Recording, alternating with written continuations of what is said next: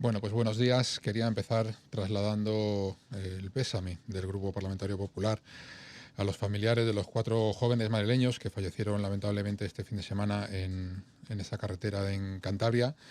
Un hecho trágico que queremos, como digo, trasladar esas condolencias y ese cariño a los familiares, a los amigos de estas 4 personas que han muerto de esta manera tan traumática, ¿no? Por otra parte, en el 5.º aniversario de la tragedia de la pandemia, queríamos trasladar también el cariño a los familiares y a las víctimas del COVID y trasladar la poca ejemplaridad que estamos viendo estos días en el análisis de esta pandemia que ha ocurrido hace 5 años y que la izquierda sigue utilizando de manera miserable para obtener algún tipo de rédito político. Lo que hemos vivido en las últimas semanas, yo creo que es algo muy poco edificante y que es una muestra más de la miseria moral de la izquierda, de la ultraizquierda. En el pleno de la semana pasada se nos calificó de asesinos por parte de una diputada socialista. La misma expresión que usó Reyes Maroto, la portavoz del Partido Socialista en el Ayuntamiento de Madrid, un término que yo creo que es absolutamente intolerable y que después tuvo que rectificar, tratando de tirar los muertos de todos a la cara del gobierno de la Comunidad de Madrid. A la cara del gobierno de la Comunidad de Madrid. Esto no debería ocurrir, esto es un fracaso de la oposición en Madrid, un fracaso en todos los términos, en términos políticos, en términos judiciales, en términos de decencia humana, porque los fallecidos en esta pandemia y los enfermos de esta pandemia no merecen esta actuación. Los juzgados, ha habido ya 63 pronunciamientos judiciales que dicen que el gobierno de la Comunidad de Madrid lo hizo bien.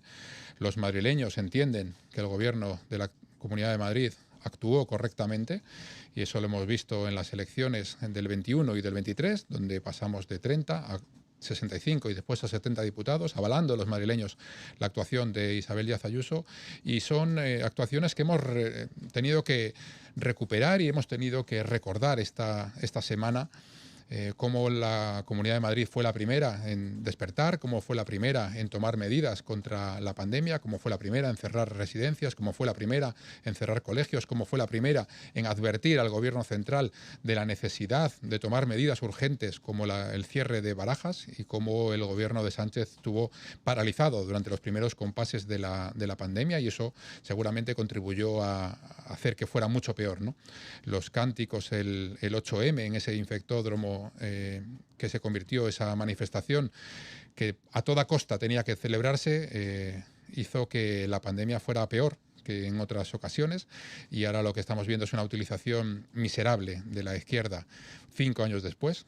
Durante estos 5 años lo ha hecho, pero se ha recrudecido en estos últimos días, utilizando incluso la televisión pública para la promoción de un documental de parte, un documental que de forma muy poco honesta habla de una cifra de víctimas falsa, una cifra de víctimas que ha repetido la izquierda muchas veces y que no se corresponde con la realidad, y un documental en televisión española que olvida el resto de víctimas de España, de las alrededor de 130.000 víctimas de todo el país, que no se ven reflejadas en la televisión pública porque no interesa para atacar al gobierno de Isabel Díaz Ayuso. Y por esas víctimas olvidadas yo creo que la izquierda debería hacer una reflexión profunda y pensar que todas las víctimas merecen ese reconocimiento, y que atacar al gobierno echando a las víctimas a la cara es una indignidad que no merecen las víctimas de la pandemia. Y nada más, estoy a su disposición. Buenos días. Querría insistir en este clima que usted ha repasado un poco. Es una tensión en la que se habla de ruptura de relaciones institucionales en el Ayuntamiento, también con la delegación del Gobierno. ¿Esto es sostenible? ¿Cómo lo ve usted? Bueno, pues mire, Óscar López declaró ayer que venía a la política madrileña a desterrar los insultos y a regenerar la política madrileña. Quizás sería recomendable que con el primero que se reuniese fuera con el delegado del Gobierno. que está en otro tipo de política. La respuesta que hemos visto en la mañana de hoy del delegado del Gobierno a la carta que le envió el secretario general del Partido Popular en Madrid, Alfonso Serrano, refleja que el delegado del Gobierno no está capacitado para el puesto que ocupa, o dicho de otra manera, que el puesto solo lo está utilizando para atacar a la Comunidad de Madrid. Así que desde el Grupo Popular y desde el partido en Madrid pues no tenemos mucho más que decir sobre este delegado. Respecto a estas relaciones también, respecto a Reyes Maroto, yo creo que Reyes Maroto debería haber dimitido ya hace mucho tiempo. Es indigna para el cargo que ocupa, desde el momento en el que declaró que Bildu contribuía de forma muy importante a mejorar la vida de los españoles. Y yo creo que lo que ha hecho este fin de semana no tiene mucha reparación. Acusar de asesinato a la presidenta de la Comunidad de Madrid o al gobierno de la Comunidad de Madrid, y con ello acusar de asesinato y de complicidad en el asesinato a miles de profesionales, sanitarios, geriatras, a toda la sanidad pública madrileña, que tuvo que ser necesariamente cómplice de esas actuaciones que dice, bien de forma directa, como dijo el otro día, o bien de forma indirecta, como cobardemente dijo en su retractación, pues es una indignidad que la hace muy poco digna, muy poco adecuada para el cargo de portavoz de un partido en el Ayuntamiento de Madrid. Así que estas relaciones pues difícilmente son mantenibles. El delegado del Gobierno sigue insistiendo en la indignidad y Reyes Maroto añade a esa indignidad la cobardía. Buenos días, portavoz. Yo quería preguntarle si ustedes valoran una ruptura también con el Grupo Parlamentario Socialista en esta Cámara, teniendo en cuenta el episodio al que usted hacía alusión con la diputada socialista del pasado pleno, y luego preguntarle por esa modificación del reglamento de la Cámara, cuáles van a ser las apuestas o qué quiere aportar el Partido Popular, y luego por el pacto Vox-PP en la Comunidad Valenciana, si ve que es un buen acuerdo. Muchas gracias. Bueno, pues respecto a las relaciones, yo lo que espero del Partido Socialista es que la diputada Lorena Morales Porro se retracte de esas palabras, que no solo profirió mientras yo hacía mi intervención en el Pleno de la semana pasada, sino que reiteró cuando la diputada Elisa Vigil le recordó lo que había dicho y ella confirmó que lo había dicho. Espero que se retracte de esas palabras, igual que se ha retratado la señora Maroto, para ver qué hacemos a continuación. Sobre el reglamento, hay planteadas unas modificaciones.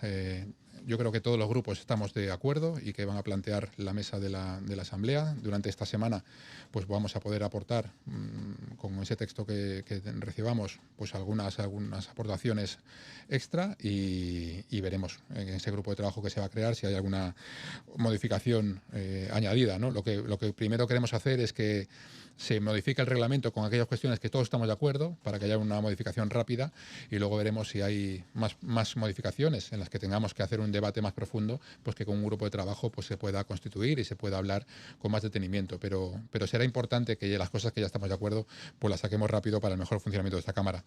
Y sobre el presupuesto de Valencia, he escuchado a la señora Pastor decir que era un presupuesto negacionista. Yo le alabo a la señora Pastor la capacidad de análisis que tiene, la rapidez, porque el señor Mazón lo ha presentado, creo que a las 9:30 de la mañana, a las 10 de la mañana teníamos junta de portavoces, estaba conmigo en esa reunión y ha venido aquí con un análisis profundo de ese presupuesto, así que yo le alabo sinceramente la capacidad de análisis. No he podido verlo con detalle, yo me alegro que la Comunidad Autónoma de Valencia pueda tener unos presupuestos, es necesario, es yo creo que muy positivo que pueda hacerlo, que el señor Mazón haya podido llegar a un acuerdo para poder sacar esos presupuestos, y recuerdo que el presidente del Gobierno, que va por la vida como si tuviera una mayoría absoluta y tiene un acuerdo muy poco estable para gobernar España, no tiene presupuestos, no ha conseguido presentar presupuestos, estamos en el mes de marzo y no ha hecho ni siquiera el ademán de presentar unas cuentas para 2025. Y hay que recordar que es una obligación del Gobierno presentar esas cuentas, es una obligación, no es una cuestión opcional. Y además el señor Sánchez decía hace ya unos años que presentar las cuentas y aprobar unos presupuestos era la principal obligación del Gobierno, y que si no tenía cuentas, pues tendría que dimitir, irse a su casa. Yo le invito a que sea coherente y que el señor Sánchez, si no puede presentar presupuestos, pues que dimita y que convoque elecciones. Buenos días, portavoz. Hablaba usted del clima político. Me gustaría saber si no cree que su grupo contribuye, digamos, a ese clima político enrarecido en este 5º aniversario de la pandemia, con un balance demasiado triunfalista de lo ocurrido aquellos días, cuando sabemos que todas las instituciones españolas y mundiales se vieron superadas por la realidad de una pandemia que nadie preveía que tuviera la gravedad, por lo menos en Europa, que luego tuvo. En segundo lugar, me gustaría saber si ha habido algún cambio respecto a las palabras de Lorena Morales, porque usted en el Pleno ya pidió que se le exigiera la retirada de esas palabras. El presidente de la mesa le dijo no tener constancia de esa denuncia que usted estaba haciendo. No sé si en la reunión de mesa del viernes o de hoy en la Junta de Portavoces ha habido alguna novedad al respecto que lleve a esa petición de retracto que ha elevado hoy. Y en último lugar, me gustaría una valoración por su parte de las últimas denuncias de la Fiscalía. Son 9 más que se añaden a las anteriores sobre lo ocurrido en las residencias durante aquellas primeras semanas de la pandemia. ¿Ustedes así creen que van a terminar archivadas también como las decenas que ha mencionado usted antes? Gracias. Bueno, pues la Comunidad de Madrid jamás ha hecho un balance triunfalista de la gestión de la pandemia. Jamás. La presidenta ha dicho en muchas ocasiones que le pesa no haber podido reaccionar antes y no haber sido capaz de salvar más vidas de una pandemia que fue algo absolutamente inédito. Lo que estamos diciendo es que Madrid fue la primera región en reaccionar, que las medidas que tomó fueron las adecuadas y fueron las acertadas y fueron las medidas que el Gobierno de la Nación primero rechazó, después trató de obstaculizar, luego permitió y luego hizo obligatorias, como el caso de las mascarillas, de los test de antígenos, de los cierres por zonas básicas de salud, y los organismos internacionales y las sociedades científicas han ido avalando estas actuaciones a lo largo de estos 5 años. Durante 5 años la izquierda y la ultraizquierda han ido utilizando el dolor de las víctimas para retorcerlo y para utilizarlo de forma torticera, y durante 5 años el Grupo Popular ha estado de forma muy prudente hablando de que no debía utilizarse la pandemia contra el enemigo político, pero lo que ha pasado en los últimos días yo creo que ha colmado el vaso.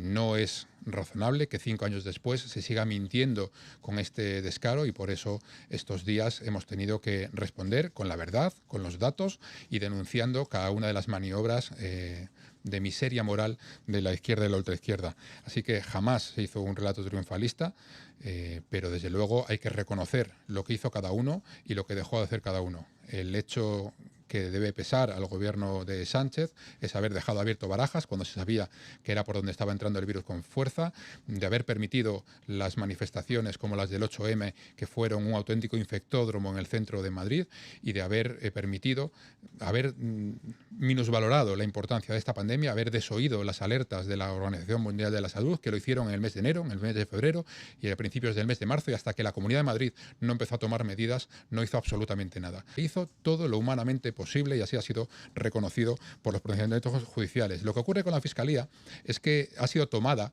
por el gobierno de Pedro Sánchez.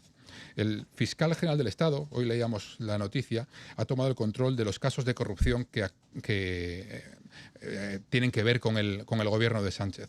Y el fiscal general del Estado y la Fiscalía, el gobierno está multiplicando las fiscalías, está duplicando las competencias de las fiscalías anticorrupción, está diluyendo el poder de los fiscales para pasar el rodillo en las salas de fiscales y hacer lo que les dé la gana con una institución como es la Fiscalía. Pedro Sánchez está utilizando la Fiscalía y la Abogacía General del Estado como si fueran elementos de parte para defender no solo al Partido Socialista, sino a él de forma muy particular. Tanto la Fiscalía como la Abogacía General del Estado están siendo utilizadas para la protección de su familia, de su mujer y de su hermano. Y esto es algo intolerable. La Fiscalía no debería ser utilizada de esa manera, está intentando desmontar el Estado de Derecho, y esto es algo que debemos combatir y estamos combatiendo, y lo vamos a seguir haciendo en todos los elementos. Así que a las nuevas denuncias de la Fiscalía les auguro la misma suerte que las 63 pronunciamientos anteriores. El archivo sin ulterior actuación. Hola, ¿qué tal? Dos cuestiones.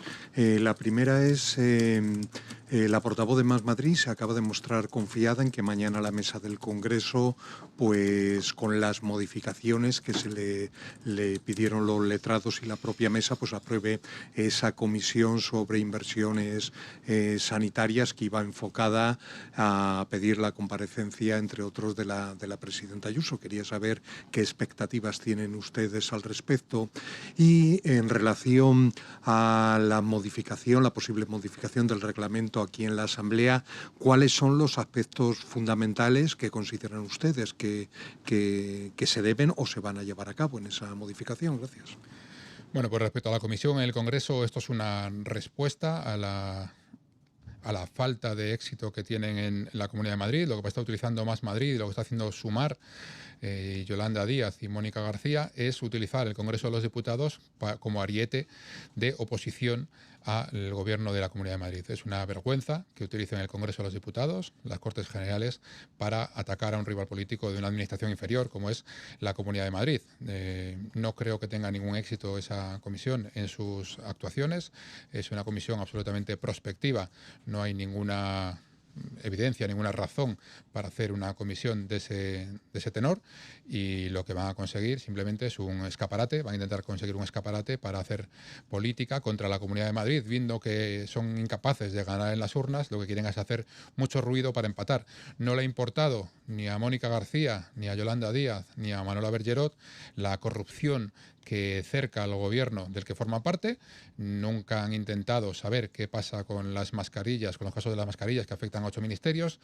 Mónica García ha sido incapaz durante todo el tiempo que lleva de ministro de hacer una auditoría para levantar las alfombras de ese ministerio y saber qué pasó en la gestión de la pandemia, cuando hay muchas sospechas de que hubo actuaciones muy poco claras, y lo que intentan es desviar la atención para intentar atacar a la Comunidad de Madrid. Así que lo que yo creo que tendría que hacer Más Madrid es levantar las alfombras del Ministerio de Sanidad, que es su competencia, para saber qué pasó ahí durante la pandemia y que tengamos todos claro si hubo una actuación correcta o si por el contrario hubo gente lucrándose ilegalmente, como hemos visto en el caso de todos los que rodean al gobierno, ¿no?